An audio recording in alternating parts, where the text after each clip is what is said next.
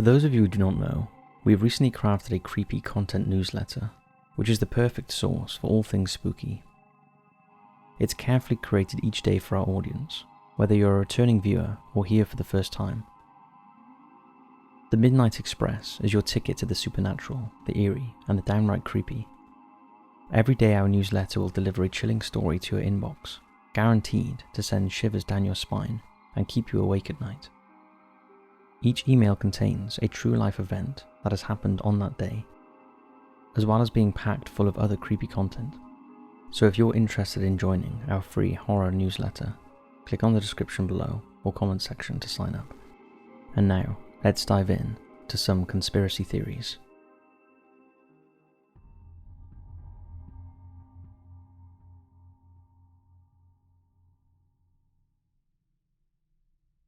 Are crisis actors real? The notion that mass shooting victims and witnesses are hired performers seems quite possibly the sickest and most insensitive conspiracy ever. However, it has been proposed over the last decade as a real possibility. But what exactly is a crisis actor? Well, crisis actors do in fact exist, although there is possibly not a dark conspiracy about them. They are simply actors hired to play victims of disasters during emergency drills or military exercises, and in some cases to provide a degree of realism.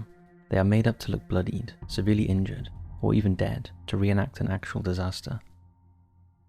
In recent years, conspiracies have been floating around the internet that mass shootings, particularly in America, are staged, and that government agencies or other influential people then employ actors to play victims, witnesses, and bystanders. The evidence offered is that individuals featured in media reporting of mass shootings resemble people who have been present at other events.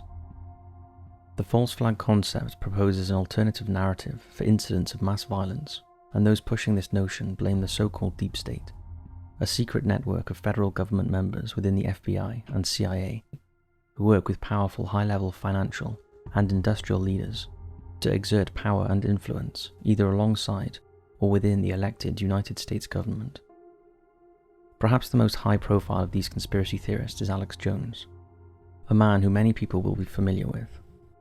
The theories Jones has promoted allege that the United States government either concealed information about or outright falsified the 2012 Sandy Hook Elementary School mass shooting, the 1995 Oklahoma City bombing, the September 11th attacks, and the 1969 moon landing. In the case of Sandy Hook, he claimed that the children killed were acting for the cameras, and that the parents had faked their own children's deaths. In 2022, Jones's defamation falsehoods about the Sandy Hook shooting resulted in him having to pay a total of $1.4 billion in damages to a first responder and families of the victims. The ruling saw Jones file for personal bankruptcy. Conspiracy allegations are everywhere on the internet, and theories are absorbed and spread rapidly online by a range of like-minded groups. The conspiracy broadcasters have a large audience, and some polling suggests that up to half of Americans believe in at least one signature conspiracy theory. Crisis actors is an incredibly touchy subject, and not something that we wish to delve into in too much detail, but we'd love to know your thoughts and theories in the comments section below.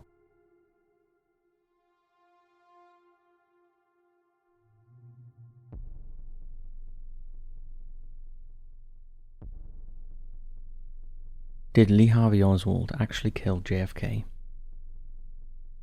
It's been over 60 years since the assassination of President John F. Kennedy, but despite the official narrative, for many, the case of JFK's death has never been resolved, and speculation about who fired the gunshots that rang out on that sunny autumn day in Dallas continues to this day. A year after Kennedy's death, the Warren Commission's report, instructed by President Lyndon B. Johnson, published its findings, which concluded that Lee Harvey Oswald acted alone in killing Kennedy, firing 3 shots from the 6th floor window of the Texas School Book Depository. The second and third bullets hit the president from behind, with the third killing him.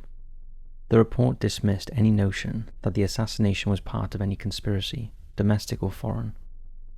It also concluded that Jack Ruby shot Oswald 2 days later as an act of patriotism. However, since the official narrative, thousands of books, documentaries, podcasts, TV shows, and Hollywood movies have focused on the events of the 22nd of November 1963, all with their own take on what really happened. And the more information that emerges, the more doubt it casts over whether Lee Harvey Oswald acted alone. Here we'll take a look at just a few of the many conspiracy theories surrounding the assassination of JFK. Links to Cuba. Cuba is central to several conspiracy theories. One is that the Cuban government was responsible. This gathered steam after it was revealed that the CIA had in the past made several attempts to assassinate Cuban leader Fidel Castro. Castro, who always denied the allegations, argued that such an action would have posed too great a risk of a counterattack by the United States.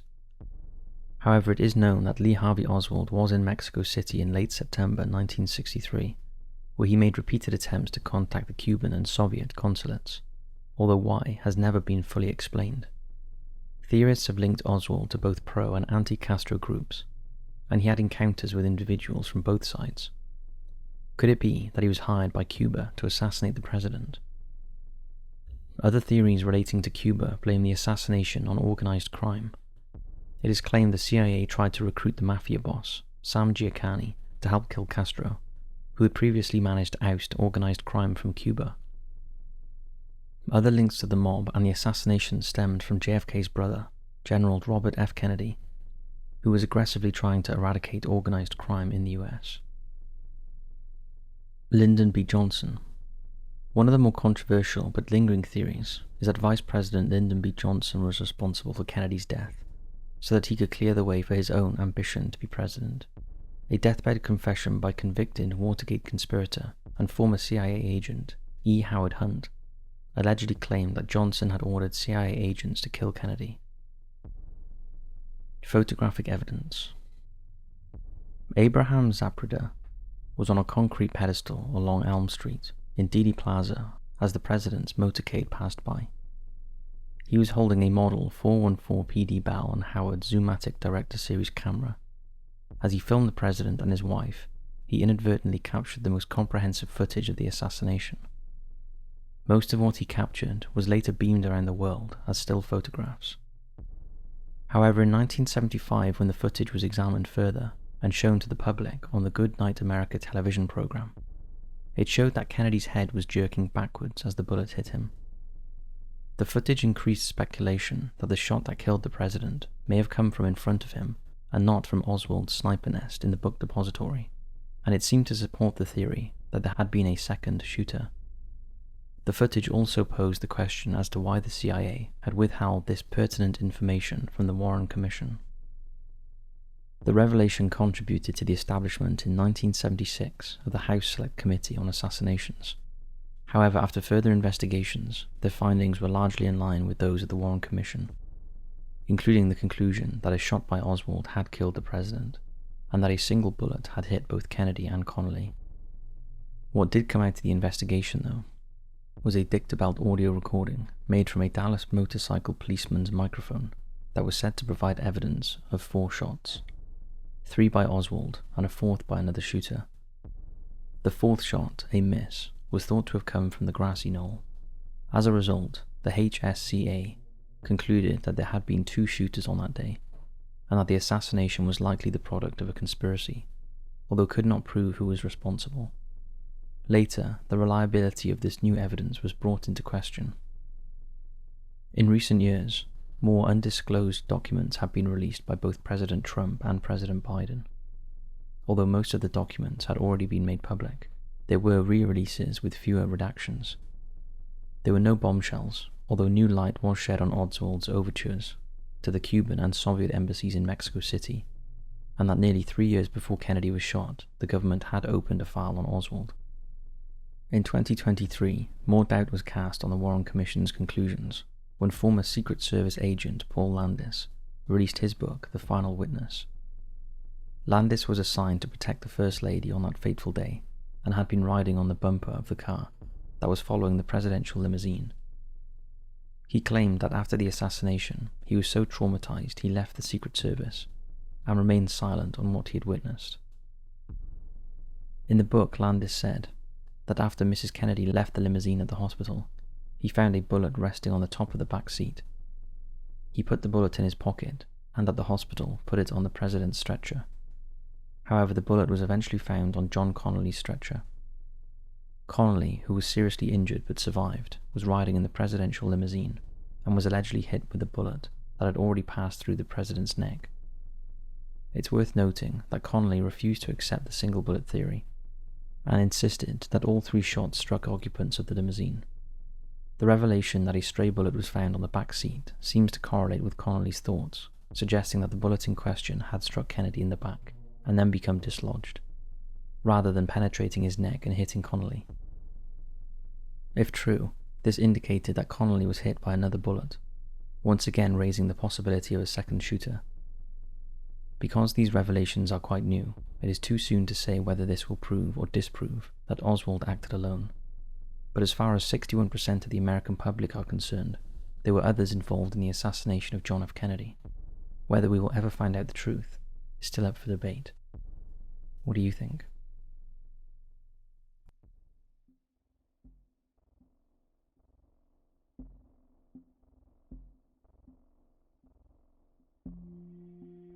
Did we need to invade Afghanistan? The United States Armed Forces completed their withdrawal from Afghanistan on the 30th of August 2021, marking the end of a war that was triggered by the 2001 September 11th attacks. Within a year, the Taliban, who before 2021 ruled approximately 3/4 of the country, had taken complete control, marking a monumental victory for them. In the years that followed, it has been questioned whether the US needed to invade Afghanistan in the first place. The country was never a terrorist threat like Libya or Iran. It was not at war with the US. Indeed, the US had aided its rise to power against the Russians in 1996. However, it was the country that was hosting Osama bin Laden, the man believed responsible for the attacks. From his lair in the Afghan mountains, he and his Al-Qaeda terrorist group planned and orchestrated the atrocities. And this was made possible through his friendship with Mullah Omar, the leader of the Taliban. In the immediate aftermath of 9/11, the US demanded that the Taliban turn over bin Laden. These pleas went unanswered, resulting in US and British forces launching airstrikes against targets in Afghanistan. After weeks of intense fighting with Taliban troops, it appeared the US was winning the war, and at the height of the conflict, there were more than 100,000 NATO troops on the ground. Initially, the whereabouts of bin Laden was still unknown, although it is believed he hid in the mountains of Afghanistan for several years before escaping to neighbouring Pakistan, where on the 2nd of May 2011 he was killed by US Special Operations Forces at his compound in Abbottabad. However, despite the original target now being captured, fighting continued in Afghanistan for a further 10 years. By the time troops started to withdraw in 2021, an estimated 176,000 people had lost their lives, 46,319 civilians, 69,095 military and police, and at least 52,893 opposition fighters. A reputed $1 trillion and £37 billion of British money was spent fighting the cause. For Afghanistan, 20 years of dependency on the US and its money meant that soldiers, interpreters, journalists, academics, and aid workers who have worked so hard to assist the country in training and rebuilding have now been wasted. Following the departure of coalition forces, the Taliban now controls the country under its strict regime, and it is well documented that, especially for women, this is ghastly. The official narrative is that the war to liberate Afghanistan achieved just that. It destroyed terrorist camps, denied Al-Qaeda a haven in Afghanistan, and saved people from starvation. However, at what cost? None of it was sustainable, and now the Afghan people are in a worse position than when they started.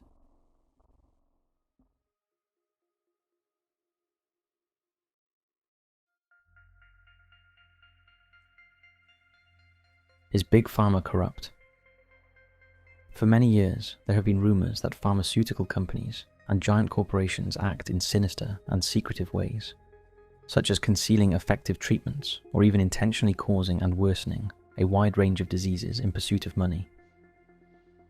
Many argue that if a cure were found for cancer or other life-threatening diseases, then these companies would lose vast amounts of revenue, so it is in their interest to continue to supply and sell medicine to treat or manage conditions rather than find a cure.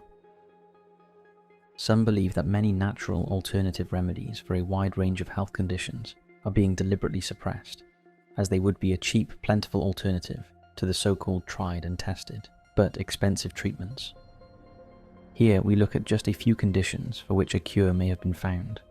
They all have different narratives, but each casts Big Pharma as the piece's villain regarding treatments and cures.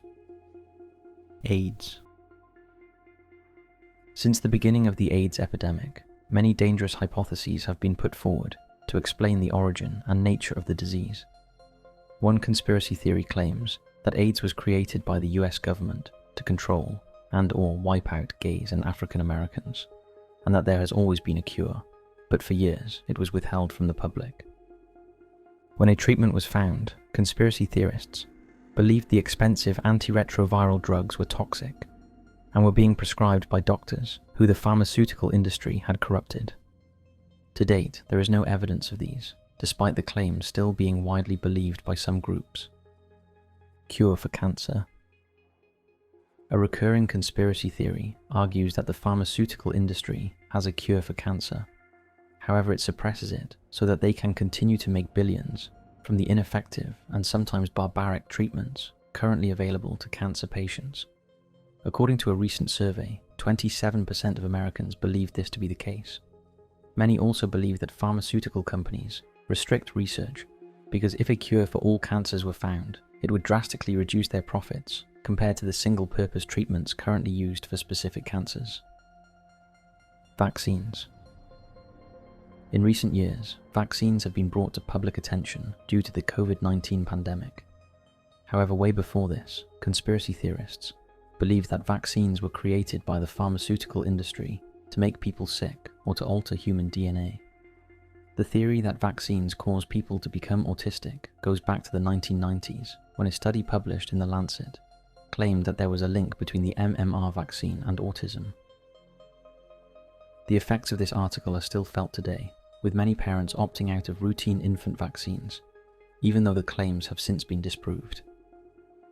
The refusal to vaccinate has resulted in a resurgence in previously eradicated measles outbreaks around the world.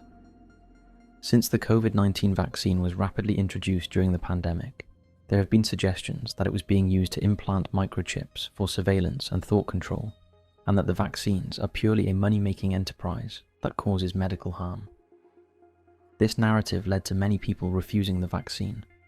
As it's too early to realize the long-term effects of the COVID-19 vaccine, this claim may one day be proven right. Natural cures.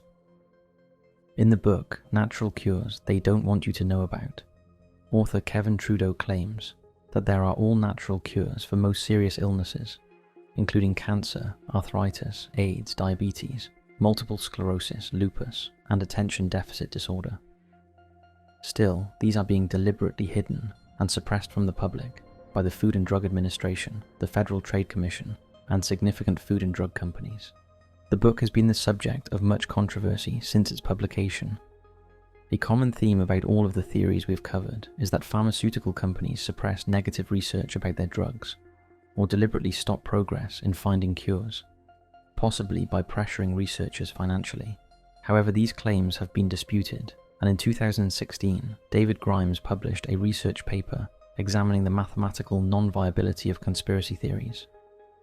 He estimated that if there were a big pharma conspiracy to conceal a cure for cancer, it would be exposed after about 3.2 years, due to the sheer number of people required to keep it secret.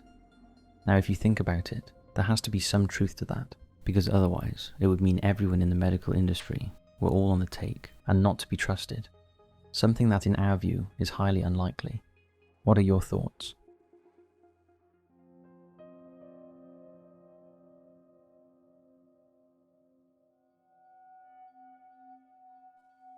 Stanley Meyer. Imagine a world where we could power our car from one of the Earth's most plentiful resources, water.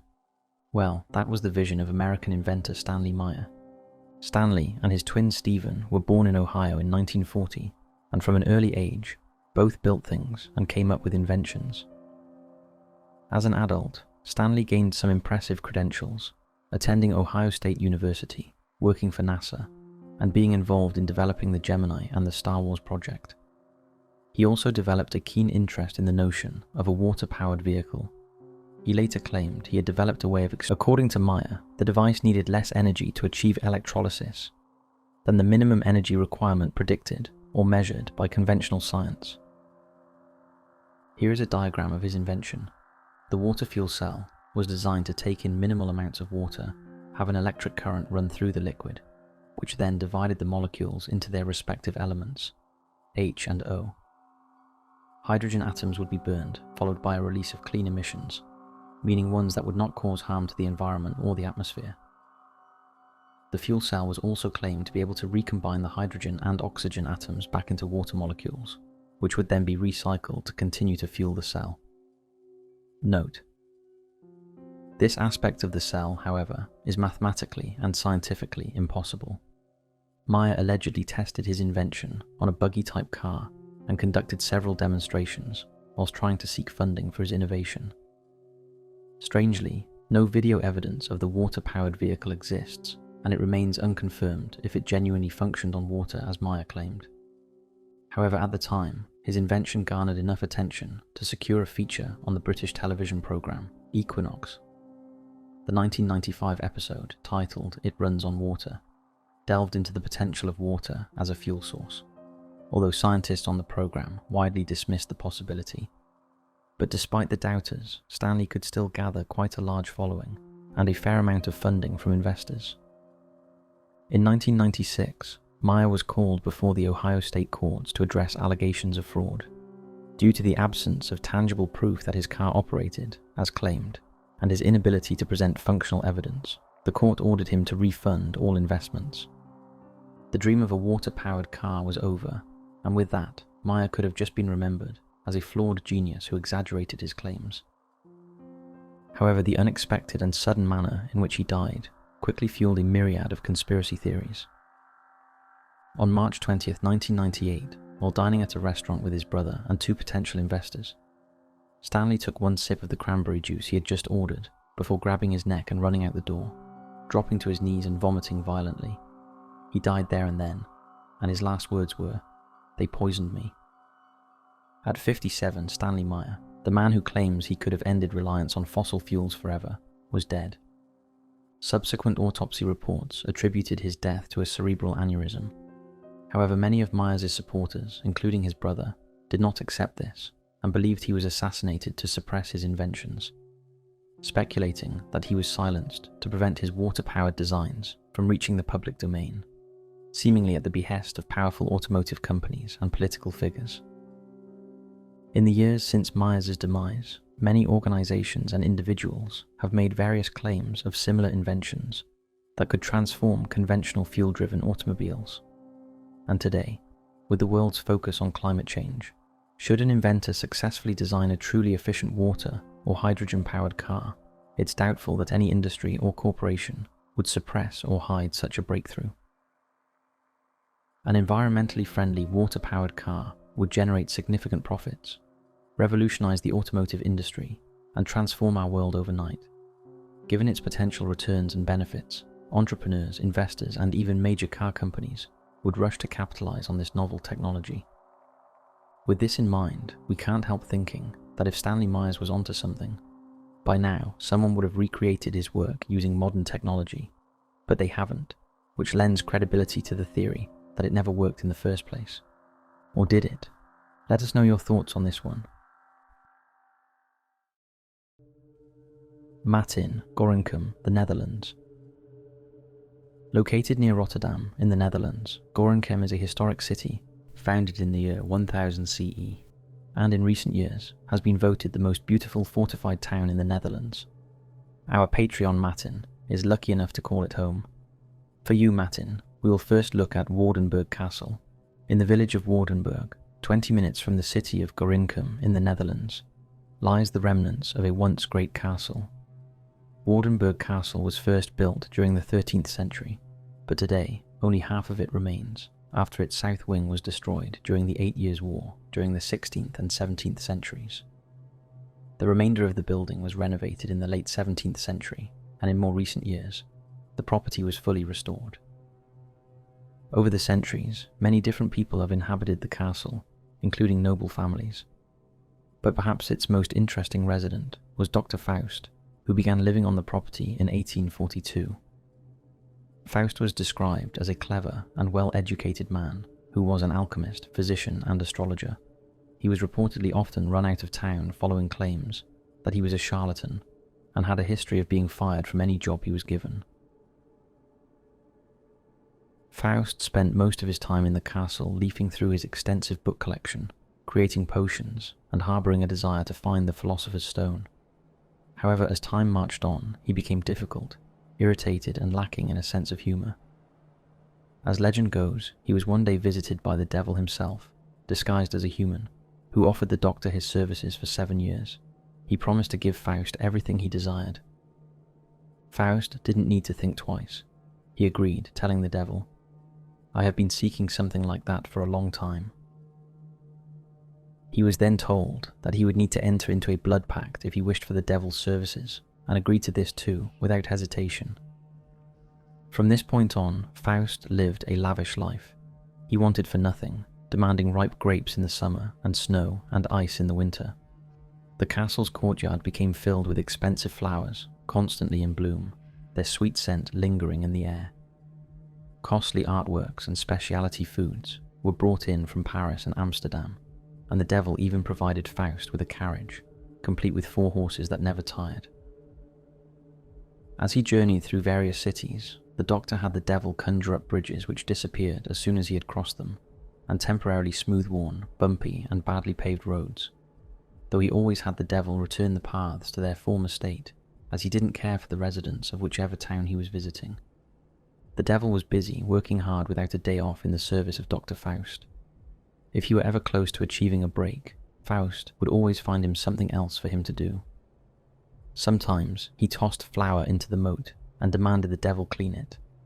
In others, he'd scatter grain in thorn hedges and have the devil tidy it all up. For 4 years, Dr. Faust had the devil by his side. Eventually, however, the devil's patience wore thin. He asked Faust to dismiss him, "because I cannot stand it any longer." Faust, however, laughed dismissively and declined the devil's request. 3 more years passed, and as the clock struck midnight on the devil's final day, serving Dr. Faust, he grabbed the doctor by the hair, pulled him to a large window in the castle tower, and dragged him down to hell with him. In a particularly gruesome part of the story, it is said that a maid overheard the commotion, but only investigated the following morning. Here she discovered the room in the tower in disarray. Blood was splattered on the walls, and strands of hair clung to the bars of the tower's window. No one ever saw Faust or the devil again, and the bloodstains in the room remain there today. Maria Swanenberg, the Netherlands' most prolific female serial killer. On April 11, 1915, Maria Swanenberg, aged 75, died at a correctional facility in Gorinchem, where she had resided since being convicted of at least 23 murders in 1885. Maria was known locally as Goeye Mie, or Good Mia in English, due to her caring and trustworthy nature, and nobody would have suspected she was a serial killer.